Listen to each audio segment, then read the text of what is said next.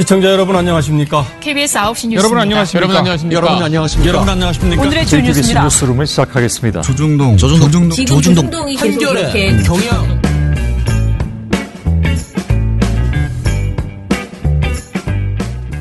민원연의 미디어 탈국기 647화를 시작하겠습니다. 예, 안녕하세요. 저는 언론 권력을 감시하는 시민단체 민주언론시민연합에서 사무처장으로 일하는 김원경입니다. 네, 유튜브 모니터하고 있는 엄재희 활동가입니다. 이정일입니다. 예, 주말에도 참 많은 일이 있었나 봅니다. 일단은 지난주 금요일 날 있었던 한상혁 방송통신위원회 위원장 후보자에 대한 청문회가 있었습니다. 청문회 때 민원연이 하도 많이 등장해가지고 귀가 간지럽지 않았냐라는 말들이 있던데요. 덕분에 회원이 늘었습니다. 회원 뭐 별로 안 늘었던데? 내가 보기에 늘었어요? 아, 그래도 뭐 이제 명이라도 늘었어요. 저희 팟캐스트도 오시고 유튜브도 오시고. 예. 아무튼 기승전 민원연 공격, 민원연 좌파 뭐 그 소리만 계속 한 것으로. 아니, 저는 보면서 막말을 하려면 공개적으로 막말을 하려면 정치인이 돼야 된다라는 생각이 들더라고요. 네. 왜냐하면 공개적인 자리에서 막말을 하면 사실은 되게 자기 이미지에 되게 안 좋은 일이잖아요. 네. 상대를 막 엄청 이상한 방식으로 꾸짖고 이런 것. 도저히 그냥 일반인으로서 할 수 없는 일인데 정치인이 되면 청문회 불러서 그렇게 할 수 있다. 그 생각이 들어가지고 너무 화가 났습니다. 네. 아무튼 자유한국당에서 민원연의 그 공동대표라는 한상혁 그 후보자의 이 경력을 엄청나게 공격하면서 그 과정에서 참 우리 민원연 홈페이지가 등장하질 않나. 아주 저희 보고서 한번 왜 올린 거야? 거긴 되게 상당하더라고요. 이것만 봐도 벌써 빨갛다 막 이런 소리까지 있나. 진짜요? 우리 홈페이지 안 빨간데 우리 빨간색 별로 없지 않나요? 디자인이 좀 빨간 건 있죠. 그런데 조선일보는 그럼 어떡합니까? 조선일보 다 빨간데 사실 분홍색이 가깝지. 그렇죠. 아무튼 그런 말들이 좀 있었어요. 자, 일단은 자유한국당의 비판 근거는 민원연 공동대표, 진보 성향 매체 사건 수임, 학생운동 이력 등을 볼 때 한 후보자가 좌파이기 때문에 방송의 공정성을 수호하는 방통위원장직을 수행해서는 안 된다라고 주장했는데 이렇게 곱게 얘기하지 않았습니다. 제가 지금 얘기한 건 상당히 순화된 거고요. 이거는 우리식으로 얘기한 거고요. 그러니까요. 그쪽에서 하는 말은 장난 아닙니다. 재미있는 얘기들도 많았는데요. 특히 민원연에 대해서 얘기할 때 이제 귀가 쫑긋 섰는데 민원연 활동이 자랑스럽냐라고 물었어요. 자유한국당에 되게 비아냥거리듯이 자랑스럽냐라고 했더니 한 후보자가 자랑스럽다고까지 말할 것은 없지만 잘못된 일을 했다고 생각하지 않는다. 민원연은 나름대로 저널리즘 원칙에 충실한 언론을 찾고자 노력하는 곳이다라고 답을 했습니다. 아, 현답이시네. 그리고 뭐 여러 가지 아무튼 얘기들을 했는데 아무튼 뭐 그 이런저런 재판에 대해서도 계속 지적을 하고 뭐 할 게 없으니까 괜히 그냥 민원연만 저녁에는 거의 무슨 재방송하듯이 계속 민원연 얘기를 했다고. 할 말이 없으니까 사실은. 네. 깔 게 없는 거군요. 민원연밖에 할 얘기가 없어 또. 네. 그리고 민원연 보고서를 뭐 전수조사 했다는 둥 뭐 난리를 쳤잖아요. 왜? 분량이 어마어마할 텐데 전수조사하려면 거의 한 달 밤새 읽어야 돼요. 이거. 네. 다른 일 하세요. 다른 일. 정말 바쁘게 남이 홈페이지를 이렇게 하셨는데 아무튼 우리가 편향적이라는 결론입니다. 아무튼 본인들 생각에는. 자, 그러면은 그래서 제가 이거 논평을 써야 되나 정말 우리가 편향적이 아니라는 말을 해야 되나 이런 고민을 하는데 주말에 이렇게 댓글들을 보니까 민원연이 잘하고 있다는 소리다. 그냥 신경 쓰지 마라 뭐 이런 말들이 아니 근데 많았습니다. 너무 좀 뭐라고 해야 되나? 결정적인 게 뭐 하나도 안 나오지 않았어요? 없는데 그러니까 너무 비난을 원색적으로 막 이상하게 하시니까. 그러니까요. 그 나쁜 보도 왜 맨날 조선일보만 뽑냐 뭐 이런 것도 있지 않았어요? 뭐 그런 것도 있었고. 그래서 요즘 안 뽑고 있구만. 뭘 그래. 생전에 안 뽑은 적도 했는데. 뭐 한상혁 그 후보자한테 뭐 생계형 좌파. 생계형 좌파. 좌파가 어떻게 생계형이 될 수가 있어서. 진짜. 하여튼 뭐 아니 근데 진짜 듣다 보면 너무 국회의원들이 한다는 그 입에 올린다는 그 언어의 수준 자체가 굉장히 듣기에 좋지가 않습니다. 그러니까요. 네. 그래가지고 제가 미디어 오늘에서 아주 종합을 해가지고 올려줬잖아요. 한상혁 방통위 후보자 사퇴 집중포화 이유 민원연이라? 라는 제목의 그 영상에서 아주 처음부터 끝까지 계속 민원연을 까는 발언만 쫙 모아가지고 여러 의원들이 맞아요. 한 거를 올려줘서 제가 그거를 좀 봤었거든요. 근데 거기 댓글들이 정말 재미있었어요. TV조선 동아TV 없어질까봐 아주 똥줄 탄다. 저 후보자가 뭘 그렇게 잘못했는데? 라고 하는 사람도 있었고요. 그리고 민원연을 갖고 시비 아주 사사건건 무슨 전쟁 난 듯 달려들고 핏대 세우고 넌덜머리 난다라고 하는 분도 있었고요. 주로 이제 대부분 어디 민원연이 정부 편이냐? 니들이 같은 편이라고 생각하는 방송과 언론이 나쁜 짓 많이 하니까 많이 지적당하는 거야. 이 영악한 모질이더라. 뭐 이런 말도 있었고요. 아무튼 다들 민원연에 대해서 생각지 않았던 비판이 너무 많으니까 황당한 거죠. 좀 당황하는 언어 능력 딸리는 자한당이 제일 좋아하는 단어는 자진사퇴하세요. 이런 댓글도 있었어요. 아니 기승전 막 고조시켜놓고 막판에 이제 자진사퇴할 생각 없으십니까? 이렇게 계속 하더라고요. 그러니까요. 그러니까 정말 그런 얘기를 많이 하셨나 봐요. 그래서 거기서 같이 본 사람들이 다들 아주 지겨 죽을 뻔했다고. 너무 똑같은 말을 뭐 새로운 게 없으니까. 그러니까. 여기 민원연은 믿을 수 있는 단체이다라는 댓글도 있었고요. 아무튼 고맙습니다. 네. 어떤 사람이 야 나도 민원연 회원인데 그럼 나도 빨갱이냐 이렇게 써주셨어. 레이니 7세님이십니다. 네. 네. 아 오랜만이네요. 네. 예, 여기서 지금 댓글 다셨어. 민원 미디어널에 댓글 달아놨어. 재밌습니다. 참. 아이고, 그리고 또 이제 소식이 지금 TV조선 보도가 되게 심각한 보도가 나와가지고 지금 그거를 가지고 이제 막 말들이 많은데요. 제가 이거는 빨리 보고서를 써가지고요. 보고서든 논평이든 빨리 써서 내일 방송에서 전해드리도록 할게요. 조국 관련된 보도들이죠. TV조선의 보도. 진짜 지금 우리가 뭐 기레기 이런 말들 많이 하지만은 이제 막 별별 방법을 그러니까 어떤 불법적인 예전에 TV조선이 그 드루킹 때도 막 몰래 들어가가지고 훔쳐왔죠 사실상. 물건을 막 그 출판사인지 드루킹 거기를 들어가서 그러더니 이제 점점 더 이상한 짓을 많이 하는 것 같다. 아 그러고 보니까 그 자유한국당 박성중 의원이 네. KBS 나와가지고 자기네들 TV조선이랑 뭘 했다. 그때 그 얘기를 했었잖아요. 거의 그래 그분이 거기서 뭐 민원연 좌판 뭐 이런 얘기를 하고 계시더라고요. 진짜 황당해가지고 진짜. 자 그리고 나경원 의원이 지금 그 광주일고 정권이라고 하는 얘기 했잖아요. 무슨 이야기입니까? 네, 자유한국당이 매주 장외 집회를 하고 있고 지난 금요일엔 부산 집회가 있었는데 이 자리에서 나경원 원내대표가 한 발언이 논란이 됐습니다. 이 정권 들어서 부울경 정말 차별을 하더군요. 서울의 구청장이 25인데요. 24명이 민주당인데 그중에서 20명이 광주, 전남, 전북이더라고요. 이 정권은 광주일고 정권이라는 이야기도 있습니다, 여러분. 우선 이 민주당의 이인영 원내대표는 이렇게 얘기를 했습니다. 자기 손으로 뽑은 구청장들의 지역 감정으로 덧씌우는 행위는 서울시민 모독이고 국민 모욕이라고 얘기를 했고 이 얘기는 이 구청장은 정권이 임명하는 게 아니라 이 지역의 유권자들이 직접 뽑는 선출직이다라는 얘기인 거고요. 그렇죠. 또 광주1구 출신인 김동철 의원 같은 경우에는 문재인 내각의 이낙연 국무총리 외에 광주1구 출신이 누가 있느냐라고 반박을 했습니다. 실제로 지금 내각에는 이 이낙연 총리 외에는 광주1구 출신이 없습니다. 비판을 받고 있습니다. 자, 이일자 경향신문 사설에 나경원의 악질적인 지역 감정 조장 규탄한다라는 이제 글에서 이렇게 써 있습니다. 제1야당의 원내 리더가 대중 앞에서 해묵은 지역 감정에 불을 지른 것이다. 금도를 깨고 국민을 편갈라 이용하려는 정치 태행이 매우 유감스럽다. 나 원내대표는 품격과 절제를 잃은 정치인의 위험성을 직시하며 상처 입은 시민과 역사 앞에 사과해야 한다라고 썼거든요. 서울구청장은 국민이 뽑는 거 아니야? 서울 시민이 투표로 뽑는 거 아니야? 이건 정말 신기한데? 이 사람 기본적으로 너무 특별한 머리를 가지고 있는데? 아니 근데 구청장을 얘기한 건 진짜 웃기다. 그죠? 차라리 무슨 다른 진짜, 장관, 장관 뭐 이런 걸로 하던가. 장관 해보니까 안 나왔나 장관 해보니까 굉장히 탕평 인사했던 거야. 대통령이 뽑은 사람들을 가지고 얘기했으면 그럴 수 있나? 이런가? 뭐 까기 위해서 눈을 뒤집고 찾다가 이걸 하나 발견한 거죠. 아니 구청장 선거로 선출된 사람들한테 이렇게 생각해봐도 진짜 이상하네. 사람들이 모를 거라 생각했나요? 구청장을 우리가 뽑는다는 걸?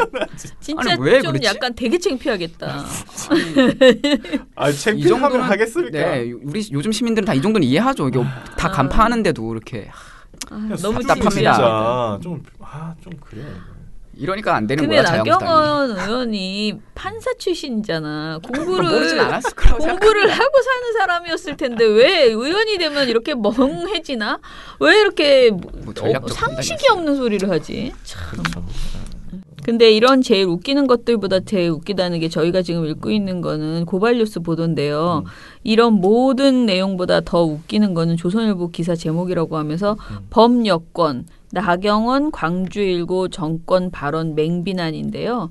마치 범여권만 지금 나경원을 비난하고 있는 것처럼 제목을 뽑았다라고 하면서 조선일보는 2일 지면에서 사설이나 칼럼 하나 없이 이 범여권 나경원 광주일고 정권 발언 맹비난 이것만 보도를 했고요. 이 기사의 마지막 단락이 압권이라는데요. 나경원 원내대표의 지역감정 조장과 관련된 내용을 이상한 방식으로 소개한 조선일보가 갑자기 조국 후보자와 포털 실검을 등장시켰다고 합니다. 그러면서 기사의 마지막 부분을 나 원내대표에 대한 조직적 공격이라는 말이 나온다라고 이렇게 끝냈다고 합니다. 뭐야? 몰라요. 이게 뭐야? 데스크 절레절레. 이렇게 써 있습니다. 조국 법무부 장관 후보자를 지지하는 친문 네티즌들은 과거 나 원내대표를 둘러싸고 불거졌던 사학비리, 자녀 입시 의혹 등을 재차 제기했다. 지난 주말 사이 포털 사이트에서는 나경원 사학비리 의혹, 나경원 자녀 의혹이라는 키워드가 실시간 검색에 상위권에 올랐다. 조 후보자 사퇴를 주장하는 나 원내대표에 대한 조직적 공격이란 말이 나왔다. 이렇게 써 있다는 것입니다. 이게 기사라고요? 네. 이게 기사라고. 이게 기사라니. 이게 조선일보의 기사였습니다. 참. 네. 조직적 공격. 뭐 조직적 공격을 근데 저도 사실은 이번에 조국 후보를 몰아가는 그 후보자를 비판하는 것의 대부분이 너무 나경원 의원 예전에 나경원 후보가 당했던 것을 마치 이렇게 일부러 찾아가는 듯한 그런 느낌이 들었었는데 억지로 네. 비슷하게 어떻게 해서든 공격을 해보려고 그러는데 이게 건수가 나경원하고는 안 맞는 거야. 그렇죠. 나경원 때는 정말 명백하게 이거는 진짜 이상했죠. 네, 이상하다 하는데 그걸 그렇게 하고 싶은데 안 되는 것 같은 그런 느낌이었는데 그래서 아마 시민들이 이렇게 자꾸 이게 비교가 되는 거 이게 조직적 공격이 아니고요. 자꾸 비교가 돼요. 이렇게 그렇죠. 이렇게 저기 글을 이렇게 보다 보면 이거 옛날에 이런 거 있었는데 이게 사람들이 다 기억을 하기 때문에 이거보다 더 심했는데 심지어. 그리고 그런 자가 지금 야당의 원내대표를 하면서 막 공격을 하고 있으니까 더더욱이 이제 비교가 되는 거죠. 자꾸 사람들 눈에. 자, 아무튼 이런 웃기는 일이 있었다고 합니다. 그리고 광주일고 정권이라고 말하는데 부산에 모르시겠지만 광주 전라도 분들 되게 많습니다. 그 지역 정치인들이 꼭 선거 전에 찾아가는 곳이 호남 향후회입니다. 부산에서. 그리고 지금 이렇게 지역 감정을 자극하려고 하는 정치를 하면 굉장히 욕을 먹어요. 완전 후퇴시키는 거 아니에요? 이게 언제적 그리고 이걸 어떻게 또 기사로 쓰는 것도 사실은 부적절하다. 안 먹힌다 이런 거. 그러니까 되게 하긴 뭐 본인이 후진인지 뭐 신진인지 이런 것까지 지금 생각할 상황은 아니라고. 그냥 지금 부청장을 대통령이 뽑는 줄 아는 사람이 뭐 무슨 얘기를 하겠습니까? 어떡하냐 진짜. 진짜 큰일 났다. 자.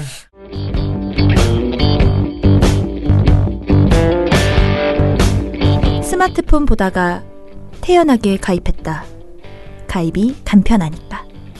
민주언론 시민연합.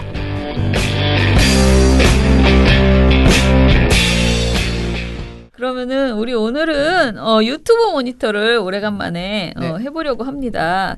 자, 시작해 볼게요. 예전에 신군이 그랬었거든. 별한테는 별의 주기가 있듯이 인간에게도 인간의 주기가 있대.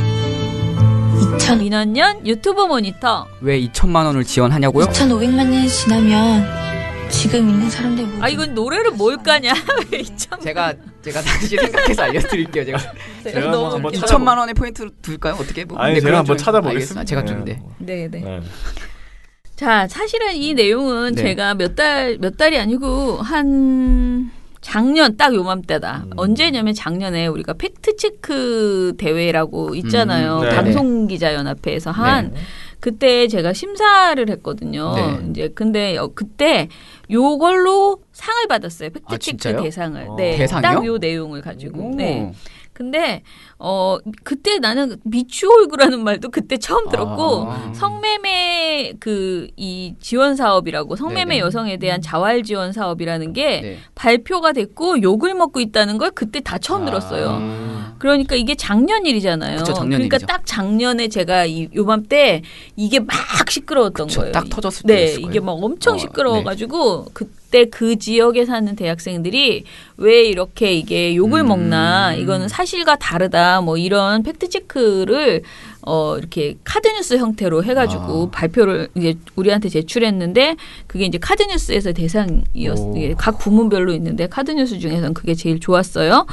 그래서 그때 처음 알게 된 다음에 제가 자꾸 성매매 관련된 어떤 토론회나 이런 데 나가게 되잖아요. 제가 유난히 이쪽 부분에 관심이 많습니다. 하도 그 성매매 관련된 일을 도와드리면 사람이 없으니까 자꾸 도와달라고 해요. 또 다른 일, 또 다른 일. 그래서 이제 사실은 처음에는 장자연 사건 때문에 이제 친해졌었는데 장자연 사건에 대해서 같이 협업을 하는 과정에서 이 성매매를 반대하는 단체 분들과 이제 알게 된 거죠. 그러다가 이제 아주 요즘도 계속 활동을 하고 있어요. 근데 제가 그런 토론회에서 그런 그 국회에서 하는 토론회였는데요. 그 토론회에 나가기 위해서 이걸 다시 모니터를 해봤거든요. 그때는 신문만 네이버에서 모니터했어요. 네이버에서 검색을 했어요. 미추홀구 성매매 지원 사업 했더니 또 이게 뭐 기사로도 가짜 뉴스가 이게 거짓 정보가 너무 많은 거예요. 그러니까 결론은 뭐냐? 혈세를 가지고 성매매 피해자를 지칭하는 아주 나쁜 표현이 있죠. 모녀라고 하는 그걸 혈세를 X녀에게 퍼주냐라는 그런 주장을 막 하면서 미쳤다. 이게 정부냐 뭐 막 난리가 났습니다. 그러고 왜 그들에게 2천만 원씩이나 주냐. 뭘 잘했다고 범죄자한테 돈을 주냐. 이런 말들이 굉장히 많이 이게 댓글에도 그때 되게 많았어요. 제가 봤을 때. 그런데 이게 유튜브 모니터를 해보니까 유튜브에서도 마찬가지로 나오더란 겁니다. 자, 예전에 저희가 무슨 뭘로 한 것 같은데. 제가 이거를 그때 그 토론회 가지고 나간 그 자료를 가지고 따로 제가 방송을 한번 했어요. 저는 기억이 나네요. 그때 이거 제가 얘기했었어요. 자, 그런데 그러면 다시 한번 정리를 해봅시다. 성매매 피해 여성에 대한 그러니까 성매매 직결지 피해 여성에 대한 이 자활 지원을 위해서 주는 지원금입니다. 이 사업이 언제 발표됐는지. 이게 지난해 8월 13일 날에 인천시 미추홀구에서 이 발표를 했던 사안인데 근데 이제 발표 직후에 이제 유튜브에서 아까 처장님이 말씀하신 대로 난리가 난 거죠. 근데 사실 논리가 그렇게 많진 않아요. 이게 사실 1인당 그러니까 성매매 직결지 종사자들에게 1인당 2천여만 원씩을 지원받을 수 있거든요. 최대. 그러니까 그래서 유튜브에서는 뭐 세금을 쓰레기통에 갖다 버려라. 뭐 아까 말한 X녀에게 연금을 주는 거냐, 뭐 이게 나라냐, 이게 정책이냐 이런 식의 논리 주장들이 나왔죠. 사실 논리는 딱 하나밖에 없습니다. 왜 세금을 주냐 그런 사람들한테 2천만 원씩이나 딱 요거밖에 없는 거죠 사실. 국민청원도 나왔거든요. 그래서 그 다음 날에 8월 14일 날에 이 성매매 업소 여성들 지원금 반대합니다라는 국민청원이 올라와서 15,000명이 뭐 서명을 하기도 했고. 근데 이게 어떤 구멍이 있냐면 성매매 업소 여성들 지원금 반대합니다라고 하면 아마 뭐 많은 사람들이 어쩌면 이 서명에 참여했을 거예요. 아무 생각 없이. 왜냐면은 이게 이따가 뒤에서도 얘기하지만 성매매업소 여성한테 다 주는 게 아니잖아요. 그렇죠. 근데 이게 완전히 의도적인 왜곡이라고 생각하거든요. 그러니까 그러면은 성매매 여성이라는 그 종류가 수도 없이 많잖아요. 네. 청소년 성매매도 네. 요즘 너무 문제가 되고 있고 되게 종류가 많아요. 그러니까 한마디로 이들이 계속 말하는 자발적 성매매라고 하는 그러니까 온갖 종류의 성매매 여성에게 성매매 여성이면 다 2천만 원씩 주는 거냐 이런 맞죠. 식으로 오해가 되는 거지 사람들한테. 정말 이것만 보면 정말 대규모로 막 이 사람 저 사람한테 다 주는 것처럼 보이잖아요. 그러니까 그냥 막 세금을 퍼주냐 이런 생각이 드니까 생각 없이 서명할 수도 있다. 자세히 안 읽어보고 사실을 모르고 아무튼 15,000명씩이나 당시에 이제 서명을 했으니까. 그리고 더불어민주당 홍준현 의원, 이분은 아주 구의원인데요. 아주 유명합니다. 이 사람도 논란이 됐었죠. 네. 이 사람은 대구광역시 중구의회 구의원인데 이 대구시에도 똑같이 인천시 미추홀구처럼 이 성매매 직결지 종사자들에게 그 자활 지원을 해주는 사업이 있어요. 네네. 그걸 이제 언급하면서 성매매 여성을 비하하는 발언을 했고 올해 3월 대구시당에서 민주당 대구시당에서 제명을 하면서 이제 또 논란이 점화됐고 유튜브에서는 뭐 거의 영웅이 되어 있죠 지금. 그러니까 그래요? 나는 몰랐는데 내가 전혀 모르는 사람을 너무 그 여성단체 사람들이 막 그 의원이 어쩌고 그래서 내가 세상에 그런 의원이 나 국회의원인 줄 알았어. 세상에 그런 의원이 있었어. 그런 말을 그 의원이 했어. 막 그랬는데 나중에 보니까 구의원이고 이 사람이 나만 모르지 유튜브 영웅이야. 유튜브 영웅이에요. 그러니까 그 혐오 표현을 많이 하는 사람들에게는 아주 모범이 될 만한. 이 사람은 똑같이 왜 그 성매매 직결지 종사자들에게 그 지원금을 주냐 뭐 이렇게 비판을 한 거예요. 그러니까 유튜브에선 할 말 했다 막 이렇게 이제 여론이 형성이 되는 거죠. 네. 자, 그래서 우리 모니터는 언제부터 언제까지 영상을 어떻게 했는지 좀 얘기해 주세요. 저희가 그 인천시 미추홀구에서 발표했던 그 지난해 8월 13일부터 올해 8월 12일까지 거의 뭐 한 1년 정도 이렇게 분석을 했었는데 의도하지 않았는데 딱 1년이 됐더라고요.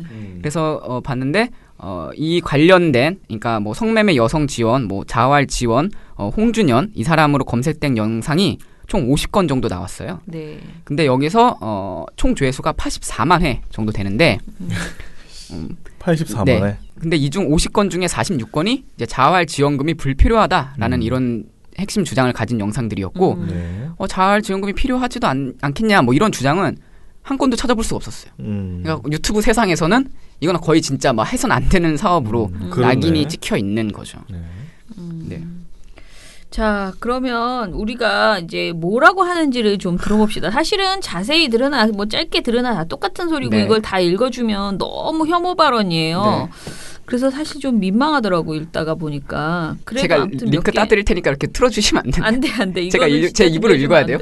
이거는 순화해서 몇 가지만 그냥 말로. 순화해서 해봅시다. 네.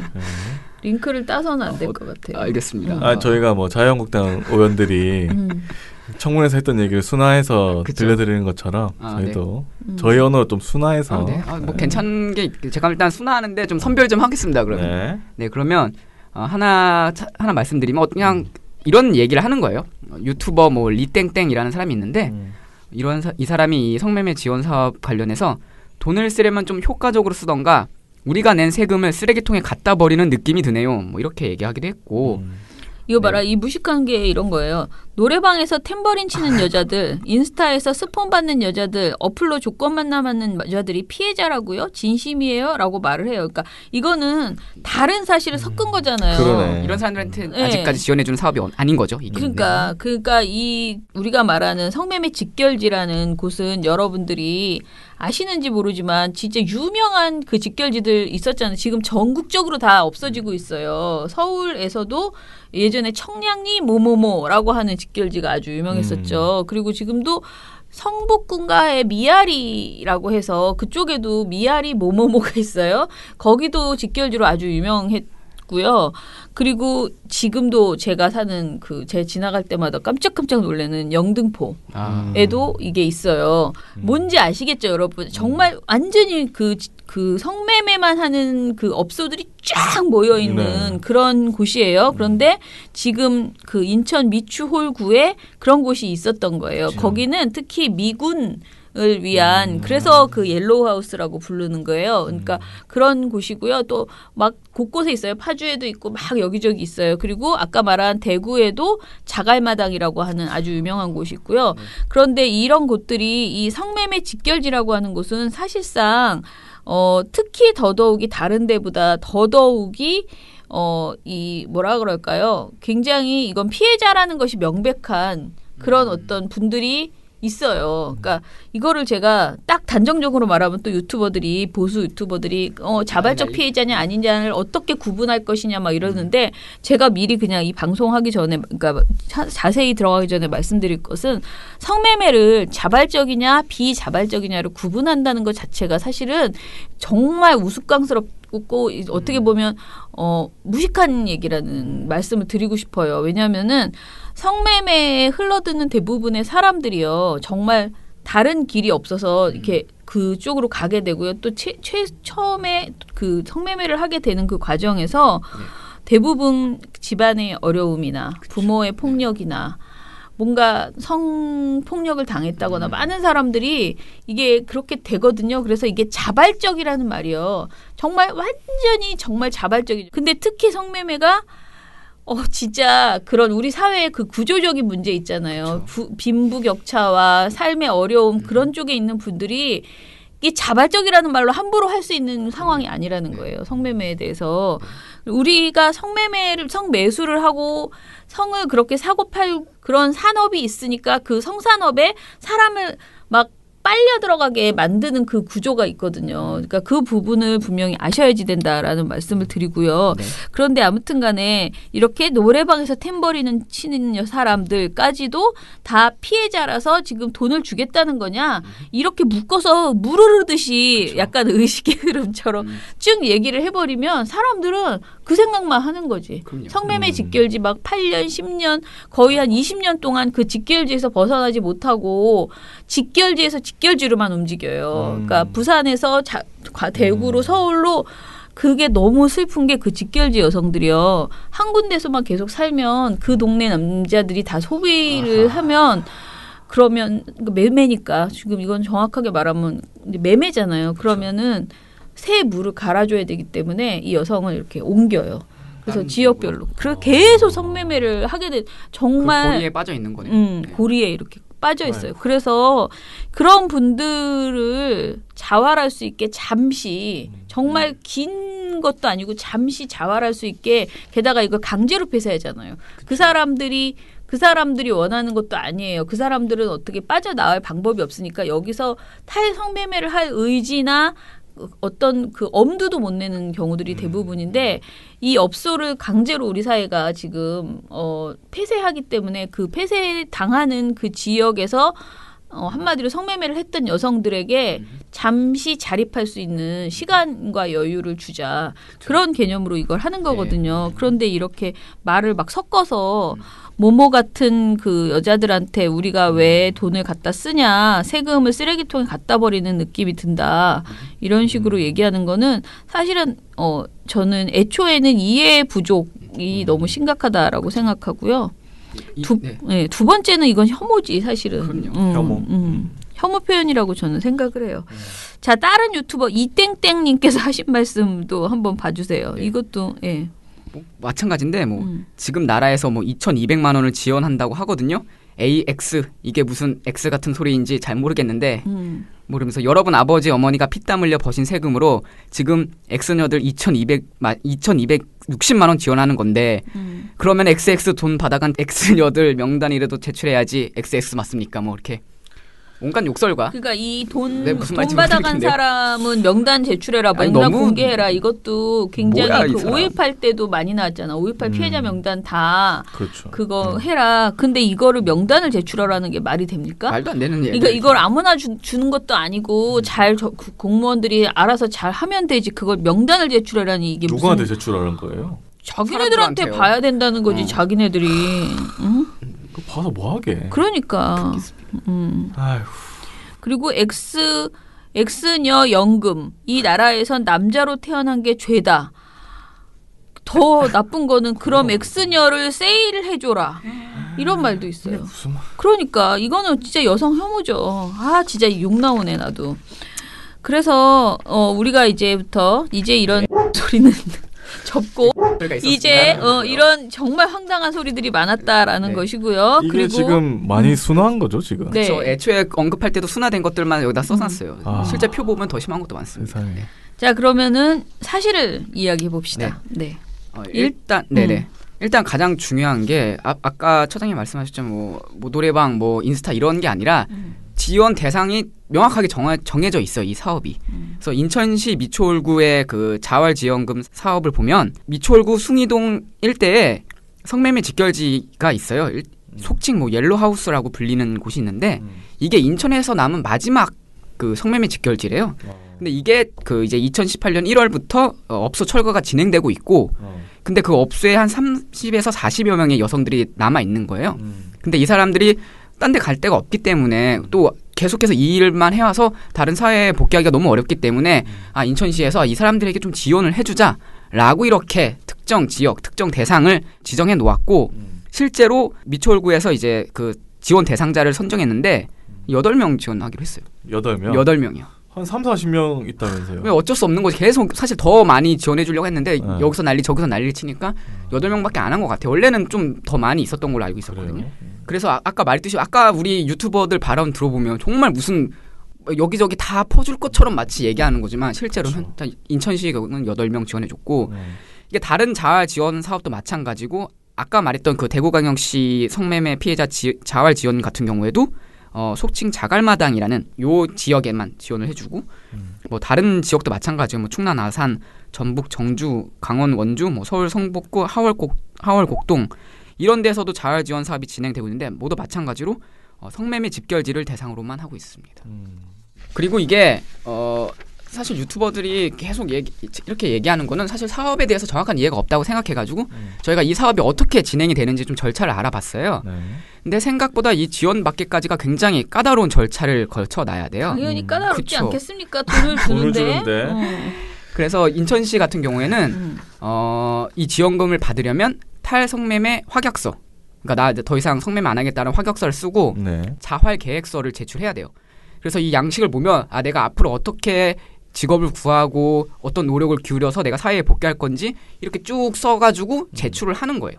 그러면 성매매 피해 지원 단체의 전문가 등 6명으로 구성된 성정위원회가 이제 선별하는 거죠. 보고 이 사람 좀 의지도 있고 뭐 필요한 것 같다 싶으면 그때 이제 돈을 지급해 드리는 건데 이게 한 번에 2천만 원을 이렇게 다 주는 게 아니라 1년간 월 100만 원 이내의 생계비 그리고 월 30만 원 이내의 직업훈련비 그리고 이제 주거지원비로 700만 원 이렇게 해서 다 받으면 한 2,260만 원을 받을 수 있는 거죠. 근데 이렇게 다 받는 사람은 사실 없을 거예요. 지금 이렇게 결론이 나오진 않았지만 이렇게 다 받기도 쉽지가 않다는 거죠. 책정을 해주겠죠. 뭐 70만 원, 60만 원. 그러니까 지원금 중에서 뭐 주거지원비만 받거나 아니면은 뭐 직업훈련비만 받거나 그리고 이거 한꺼번에 2,260 그러니까 한꺼번에 홀랑 다 주는 것 같잖아.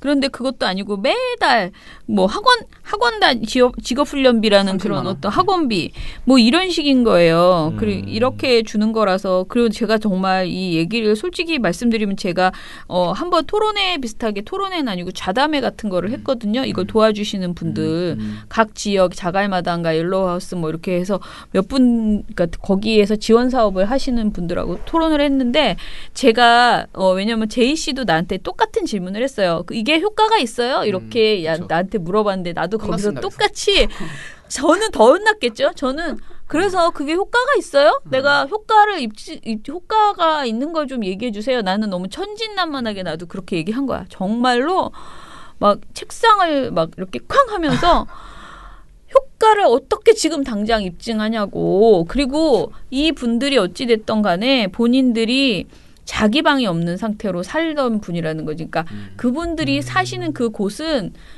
장사하는 성매매를 하는 곳이며 정말 문이 잠기지 않고 그냥 하루 종일 그렇게 누군가가 구매자가 들어오는 그런 공간에서 자기가 편안하게 쉬지 못하고 살다가 이 주거지원비가 생겨서 잠깐이라도 자기 방에서 그러니까 그런 거를 경험해 보는 게 되게 중요하다는 거예요. 되게 오랫동안 성매매를 하던 분들이 그런 공간에서 그렇게 살아보면서 자활의 의지가 생긴다는 거죠. 그래서 그런 가치를 생각해야지 그걸 지금 당장 그 돈 효과 있어? 막 이렇게 그게 너무 불쾌하고 기분이 안 좋다고 그렇게 얘기를 하시더라고요. 그리고 그래서 이게 성매매 여성은 범죄자다. 범죄자를 지원하는 정책이다라는 비난도 너무 이게 무식한 몰상식한 주장이라는 건데 이런 주장도 많죠. 네. 그래서 뭐 유튜버 맛땡땡은 성매매 여성들은 피해자가 아닙니다. 위법을 해서 막대한 이득을 취하는 범죄자예요. 라고 범법자들에 대한 지원금 같은 거 퍼주지 말고 다 구속시켜가지고 징역 살게 하십시오. 뭐 이런 주장들. 이런 거 다 읽기가 참 마음이 아프긴 하네요. 그래서 다 똑같은 얘기예요. 그래서 뭐 지금 성매매 여성은 60, 70년대 성매매 여성과 다르잖아요. 뭐 이런 거는 예전에는 막 정말 인신매매 막 납치당해서 성매매 피해 여성이었는데 지금은 아니다. 뭐 자발적이다라고 주장에 있는 거죠. 그래서 뭐 대다수는 자기 이익을 위해 영리 사업을 하는 거란 말이에요. 뭐 이런 말도 있고 뭐.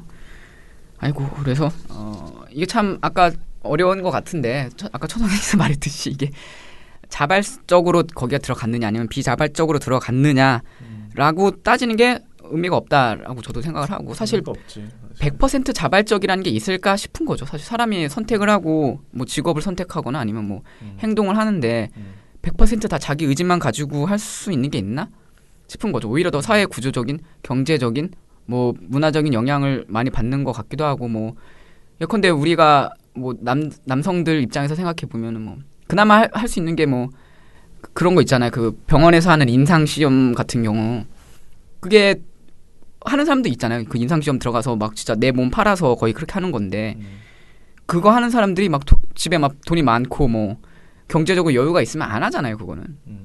근데 좀 경제적으로 힘들고 돈이 필요한 사람이 그걸 가서 하는 건데 지가 자기 두 발로 걸어가서 하는 거잖아요. 내 몸 대주고 하는 건데 하지만 그게 100% 다 자기 자발적이라고 볼 수는 없고 분명히 우리 사회에 구조적인 영향을 준다라고 생각을 하고 그렇기 때문에 특히 이 성매매 직결지로 몰려간 사람들 거의 코너로 몰린 이런 사람들은 결코 개인의 어떤 자발적 의지의 문제가 아니라 우리 사회의 구조적인 측면에 문제가 있지 않나. 그래서 우리 사회가 좀 책임질 필요가 있지 않나라고 생각을 합니다. 그래서 1년에 8명 한 2천만 원씩 지원해 주는 게 그거 하려고 사실 전 국가가 있다고 생각을 하고 그래서 우리 공동체를 어떻게 해서는 받아들여서 남들과 비슷한 삶을 살 수 있게 만들어줘야 되지 않을까. 자 일단은 제가 보기에는 아무튼 성매매에 대해서 여러분들이 가지고 있는 그러니까 약간 고정관념들 그러니까 성매매 여성들이 자발적인 것인가 비자발적인 것과 옛날 인신매매성 성매매는 내가 뭐 조금 그거는 반대하지만 이 지금의 성매매는 다 본인들이 자발적으로 한 거야라고 생각하는 그 부분에 대해서는 사실 오해가 굉장히 많다라는 거를 근데 제가 이거를 단정적으로 말할 수 없는 게 그러면 모든 가난한 그 청소년들이 성매매로 흐르느냐 그건 아니에요. 그렇지만은 비율이 아무래도 이게 굉장히 많다. 이게 잘못 아다르고 어다르기 때문에 말을 함부로 할 수는 없지만은 이게 정말 이 일이 좋아서 성매매를 선택하는 게 아니라는 거. 그래서 이게 사실상 자발적이냐 비자발적이냐를 말하는 것 자체가 상당히 좀 우스꽝스러운 정말 이게 말도 안 되는 얘기다라는 거예요. 그러니까 진짜 뭐 좋게 말하면은 이쁘게 말하면 범죄의 특수성이라고 말을 하죠. 그러니까 특히 이 성판매자 그러니까 판매하는 이 사람들이 알선자들 이 사업에 그렇죠. 종사하는 사람들 그 구조가 굉장히 크고요. 그리고 그래서 특히 이 성매매 직결지를 없애는 데 있어서는 이런 제도가 없어서는 사실상 하기가 어렵다. 그렇죠. 자활지원 사업을 안 하고는 하기가 어렵다라는 것을 말씀을 드리고요. 여기 지금 저희 보고서에 옐로우하우스 비가라는 중앙일보 기사와 그다음에 SBS의 그 마부작침에서 2018 성매매 리포트라는 게 있어요. 근데 이 SBS 마부작침이 정말 잘 썼어요. 제가 보기에 이 보도는 상을 줬어야 해.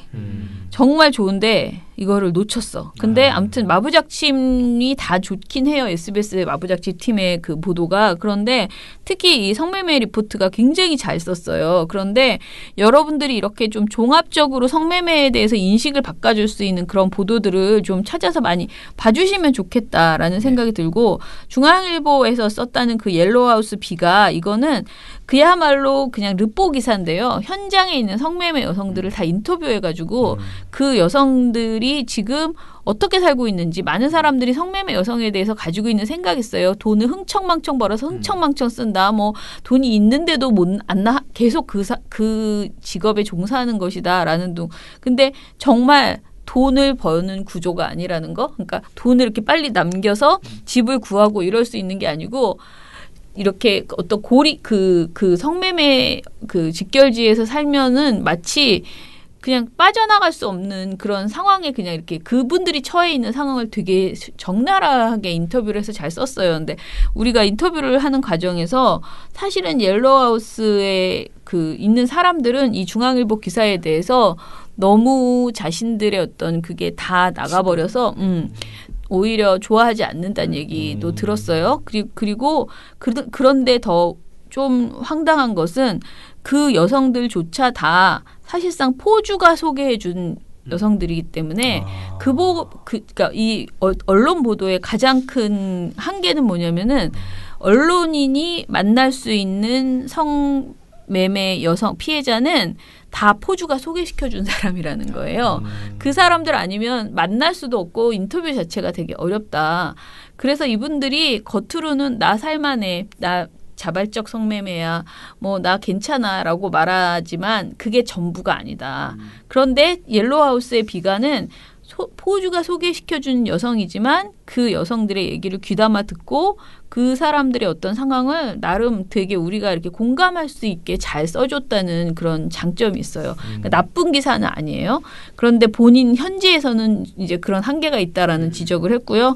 그것 말고 이 SBS 마부 작침 2018 성매매 리포트는 정말 좋은 기사입니다. 그래서 이 기사 같은 경우에는 여러분들이 정말 성매매 그 단체에서도 이거를 거의 교과서처럼 이렇게 같이 보여주면서 이게 여러분의 잘못이 아닙니다라고 말하고 이거는 어떤 국가적으로 성매매라는 것을 우리 사회가 어떻게 보면은 너무 이렇게 허용하고 장려하던 시절도 있었고요. 아시다시피 우리가 뭐 미군의 성매매 또 기생관광 뭐 여러 가지 이름으로 성매매를 그냥 장려라고 말하면 너무했다고 할 수 있을지 모르겠지만 아무튼 그냥 그렇게 지내왔던 시절이 많았다. 예전에. 그리고 지금도 사실은 집결지를 당연히 단속해야 되는데 안 하고 있는 도대체 저게 왜 지금도 존재하지?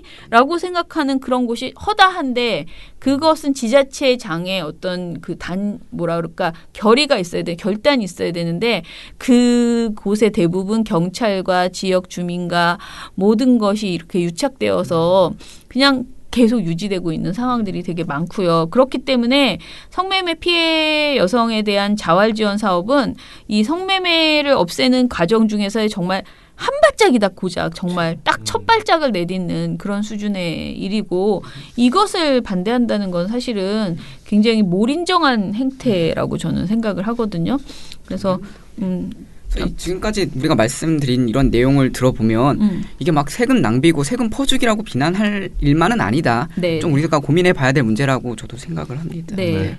왜냐하면 우리가 막 맨날 그런 세금을 왜 그런데 퍼주냐 하지만 사실은 세금을 예를 들어 마약하는 사람들한테 우리 마약을 그 치료하는 거에 세금을 쓰고 있어요. 네. 마약은 성매매보다 훨씬 더 나는 정말 자발적이야. 완전 자발적. 근데 그 사람들은 다 구제하자고 하고 왜 성매매의 늪에서 빠져나오지 못하는 그 여성들에게 우리가 돈을 쓰면 안 되냐고. 그러니까 이게 발상을 한번 해보세요. 얼마나 웃겨요. 우리가 지금 마약 가지고 그렇게 열심히 돈을 쓴답니다. 사실은 정부가. 왜 그거 하냐고 그렇게는 안 하시잖아요. 집안에 네. 여성 혐오가 깔려 있는 거고 네, 네. 이런 황당무계한 말들을 하는 사람들은 다 여성 혐오에 관련된 많은 문제 발언들 많이 한 유튜버들이에요. 그래서 참 이게 둘리 뗄래야 뗄 수 없는. 그렇죠. 그렇게 보입니다. 네. 자, 그러면은 우리 그 미타를 들으시면 최소한 이 자활지원금에 대해서는 좀 누가 말을 하면 야 그거는 성매매 직결지에 있는 여성에게만 한정되어 있고 게다가 그 돈마저도 정말 굉장히 깐깐하게 심사해서 주는 거고 예산도 진짜 조금이야. 정말 한 번 더 준 것도 아니고 정말 적어요. 정말 사회 복귀하기 위해서 복귀시키기 위해서 도와주는 거다. 네, 그런 거야. 그리고 그렇게 얘기하고 그리고 성매매 여성에 대해서 그럼 자활 지원을 해주는 게 그렇게 나쁜 것이냐라고 한번 되물어 보시는 그런 그럴 수 있는 분들이 되셨으면 좋겠습니다.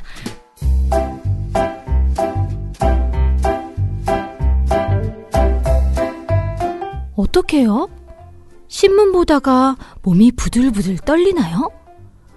종편 보다가 머리가 띵? 그거 괜히 버티다가 타이밍 놓치면 안 되는데. 언론 제보에도 골든타임이 있다. 그래서 민원연이 있다. 언론 조심하세요. 민주언론 시민연합. 네, 미련곰탱이께서 저희 라이브를 보시면서 금요일에 저희 시상식 했잖아요. 좋은 네. 시상식. 캡처를 하나씩 해주시면서 네. 댓글을 달아주셨습니다. 감사합니다. 네.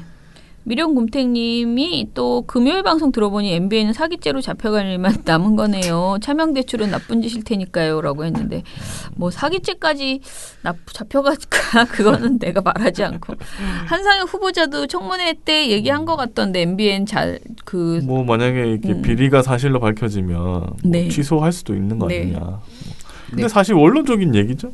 그렇죠. 노란색 메모지님 기사가 오보로 밝혀지면 지금처럼 모른 척 넘어가거나 어중간한 자리에 쪼매난 칸 마련해서 사실과 달랐다라고 말하지 말고 처음 기사를 썼던 그 자리 그 크기만큼 사과문을 똑바로 올렸으면 좋겠네요. 그런 법을 만들면 안 되나? 라고 하셨는데 법을 만드는 거는 좀 필요할 것 같습니다. 저도 만들었으면 좋겠어요. 똑같은 크긴 좀 오바이더라도 똑같은 크기. 똑같은 자리에 죄송합니다 그렇게 쓰냐고. 깜지도 아니고. 아니 그러면 깜지 아니. 죄송합니다. 글씨 크기를 키우면 되죠. 죄송합니다 이렇게요. 크게. 그 자기가 쓴 오보를 그렇게 반성을 해야지. 그게 진정한 반성이에요. 지금 이렇게 해서 뭐 믿을 수는 있겠습니까 지금? 네. 다음 뭐 투어 이브 박미정님께서 잊지 말아요. 세월호 가습기 김용균님, 위안부 할머니님, 미선이 효순이 잊지 말고 꼭 기억할 사건들이 너무 많아요. 제발 청문회 좀 하고 이런 일이 더 부각되는 그날까지 진솔활동가님 목소리 아직 다 낫지 않았네요. 건강 잘 챙기세요. 라고 말씀해 주셨습니다. 굿이어님께서 제목만 쭉 보는데 주로 조선일보만 때리는 것 같음. 한경우는 그냥 우리 진영이라 생각하고 외면하는 건가? 정상화된 KBS, MBC도 만만치 않은데 라고 하셨어요. 네. 그랬더니 살다가 어쩌다님께서 제목만 보지 마시고 한번 들어보세요. 조중동을 까는 게 아니고 잘못된 기사를 까는 것이지요. 그럼요. 주로 조중동이 잘못된 기사를 많이 쓰나 봐요. 그렇죠. 라고 하셨어요. 근데 우리가 또 제목을 좀 세게 그날 특별히 잘못한 그 분으로 뽑다 보니까 자꾸 조중동이나 TV조선 채널에 이렇게 나가는 거긴 해요. 그러니까 제목에서는 우리가 언급은 사실 보고서 할 때마다 뭐 한경우도 하죠. 그러니까 특히 오마이뉴는 안 하지만 한결의 경향은 늘 얘기하는데 그리고 KBS, MBC도 우리가 잘못했을 경우에는 당연히 얘기하는데 제목이 그렇게 나가는 건 사실이죠. 네. 그리고 김보리님께서 방통위는 가짜뉴스 퍼뜨리는 언론들 제재 안 합니까? 팩트에 근거해서 언론의 자유가 있는 거지 가짜뉴스도 마음대로 보도해도 되는 자유는 아니잖아요. 뭐 만약에 제재를 하는 방통위가 아니고 방송통신심의위원회가 제재를 할 수 있겠죠. 나눔의 삶님께서 늘 고맙습니다. 존재만으로도 언론은 사람들이 세상을 만나는 창문인데 그게 참 개판이네요. 그 역사가 하루 이틀이 아니기에 바로 세우기나 새로운 언론을 만들어가는 게 하루아침에 될 수는 없지요. 해서 민원연이 얼마나 소중한지 압니다. 이렇게 말씀해 주셨습니다. 감사합니다. 어떤 분이 다커리님이 방통위원장님 너무 보수적일 것 같아서 걱정됩니다. 모욕, 차별, 반인륜적인 게시물에 대해서는 국가가 재원해서는 안 된다고 하시니 말문이 콱 막힘이라고 하셨는데 글쎄요. 뭐 저는 한상혁 위원장이 잘 판단하지 않을까. 저도 항상 한상혁 위원장이 생각보다 보수적이라고 생각했습니다. 제가 늘 말씀드리지만 법률가들은요, 법 테두리 안에서 그렇죠. 법을 진보적인 사람은 법을 또 만들어서 더 새로운 법을 또 만들지만 이 테두리 안에서 주로 이야기를 하시잖아요. 그런데 또 그 법 안에서 법을 어긴 것에 대해서는 또 정확하게 또 집행할 수 있는 힘을 그러니까 어떤 생각을 가지고 있는 분이라서요. 뚝심 있게 해 나가리라 봅니다. 그리고 제이님. 외국에서 산 기간이 한국에서 산 기간보다 훨씬 더 길지만 항상 나라를 사랑했는데 진실을 능욕하다니 욕이 나옵니다라고 하면서 욕을 써주셨습니다. 아이고야. 아이고 욕은 안 읽겠습니다. 네. 고요님께서 민원연도 힘드네요. 말도 안 되는 언론 주장에 대응해줘서 고마워요. 아무리 맞는 비판을 해도 진보적인 단체들은 가난하네요라고 하셨습니다. 요즘 우리 안 가난해요. 항상 제가 하지 그러면 남이 이런다. 얼마나 벌었다고 그렇게 잘난 척이야? 막 이래. 이세상님 민원연 응원합니다. 후원 계좌 찍어주세요. 빨리 찍어드리세요. 댓글 바로 남겨주세요. 회원 가입해주시면 감사하겠습니다. 아주경제 어디서 듣보잡이 앞으로 죽었다 너그는 그렇게 써주셨네요. 그리고 하나온님께서 시대마다 울고든 소리를 내준 민원연 더욱 정진하시길 이렇게 여기 칭찬이 많이 달렸죠 여기. 지금 거시기 때문이에요. 한상혁 후보자 그거 아닐까요? 자유한국당 덕분이지 뭐 다. 다 덕분입니다. 다 그들 덕분이야.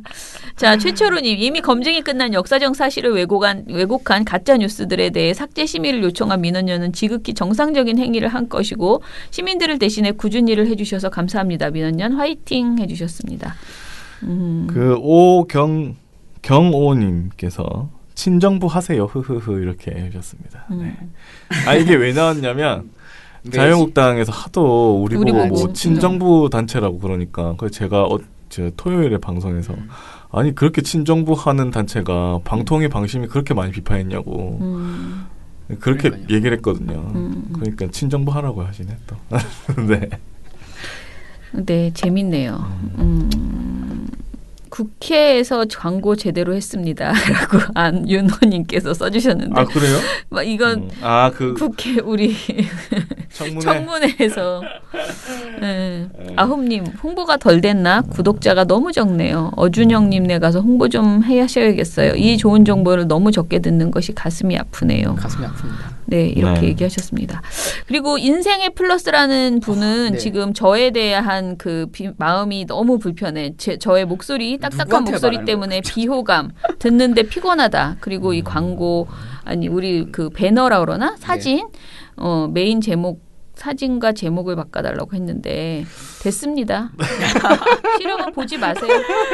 그러시네요. 네. 저는 뭐 썩 마음에 들지는 않지만 저도 제 목소리가 마음에 들진 않지만 어쩌겠습니까?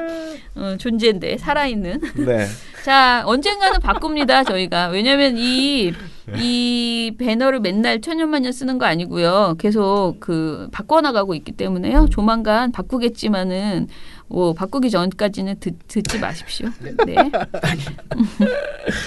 네. 자, 그러면은 됐죠? 다 읽었죠? 네, 그러면 저희 방송 이것으로 마무리하고요. 자, 월요일입니다. 어찌됐든 또 일주일 동안 얼마나 해괴한 일이 벌어질지 또 지금 워낙 언론 사망 선고라고 해가지고 이야기들이 많던데 저희가 해야 될 일이 정말 점점 더 많아지고 있는 상황입니다. 아무튼 보고서 좀 부지런하게 써서요. 이번 주에도 좋은 내용으로 찾아뵙겠습니다. 민원연의 미디어 탈곡기는 내일도 열심히 털어드리겠습니다. 탈탈탈 안녕. 네, 오늘 뉴스데스크 마치겠습니다. 시청해주신 여러분 채널 고맙습니다. A가 함께합니다. 시청해주셔서 뉴스 오늘 순서 모두 마치겠습니다. SBS는 앞으로도 내일 끝까지 뵙겠습니다. 파헤치겠습니다. 오늘 8시 모두 뉴스 마치겠습니다. 시청해주셔서 고맙습니다. 뉴스팔 여기서 마치겠습니다. 저희들은 내일도 최선을 다하겠습니다. 여러분 고맙습니다. 탈탈탈 안녕.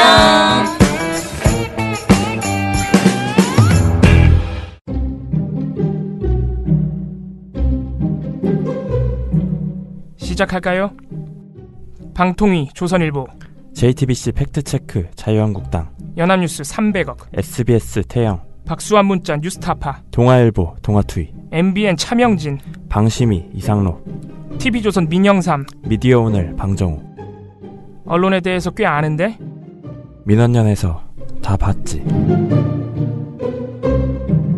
언론과 무제한 친해지리 민주언론 시민연합.